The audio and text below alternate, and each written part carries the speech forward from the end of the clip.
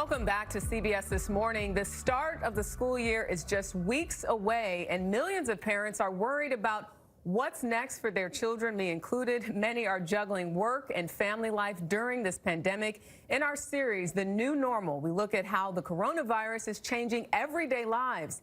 Meg Oliver shows us how many families are struggling to cope.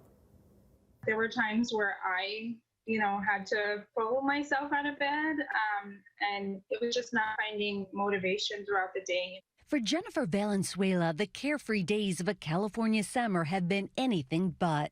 When the school closed down in March, that wasn't distance learning. That was emergency learning. The 31-year-old mom of two had 3 jobs and was going back to school when COVID-19 hit the U.S. Having to manage, doing mom duties and also being a teacher for them and trying to study myself, it was really difficult. It was a big change for all of us. Valenzuela and her kids have asthma. She says that means traditional schooling is not an option for now, nor is staying in the workforce. Do you feel like you have to choose over the safety of your children versus making a living and going back to work? I do, honestly. I really do. That's something that I've been struggling with because I do have 3 jobs. So, I can't realistically do all 3 and, take care of my children. The emotional strain on parents stretches across the country. How stressed are you? I'm a morning person. Now I don't even want to get up in the morning. Alicia Alvarez lives in Dallas with her husband and 3 children. Her oldest has ADHD, ADD, and is bipolar. In April, she quit her job as a bus monitor for special needs students to stay home full time. It's so hard being a parent right now because these kids don't understand you can't go outside and play with your friends. That isolation is really taking a toll, isn't it? My 14-year-old has been home since March 13th when spring break started.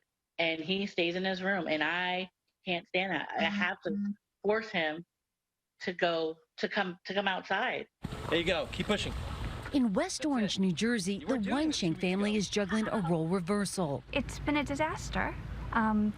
It's took everything we knew and threw it up in the air and brought it back down. Mom Lauren, an essential worker at a local hospital, goes into work 5 days a week, leaving Dad Matthew, who works at a New York City bank, home to juggle remote working and remote learning with 2 kids. Matt went from not knowing the kids' schedules, not knowing what activities had to be done, not knowing really much about their schoolwork, not because he's not involved, but just because he physically wasn't there, to really taking over everything. It is challenging, but you need to also keep in mind you can only focus on what you can control.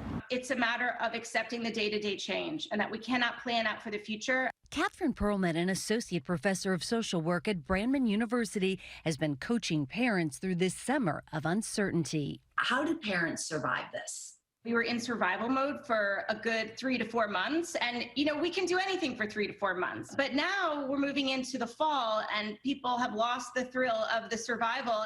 Back in California, Jennifer Valenzuela says she's surviving on optimism.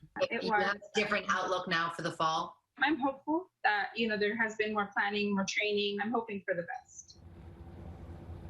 Perlman is encouraging parents to think weeks ahead instead of months ahead to manage the stress. She also says it's important for parents to come together right now. Helping others, even in the smallest ways, can help you too, especially if you're struggling with anxiety. Gail? Boy, Meg, I feel for all those mothers, Jennifer, Lauren, Alicia. I thought Lauren said it best, that COVID just took everything we knew, threw it up in the air, let it fall, and it's like you all figure it out. It's tough. It's very, very tough. Really tough. And you've got kids at home, too, so you understand. We've seen you homeschooling, too. It's a lot to do. Thank you very much, Meg Oliver.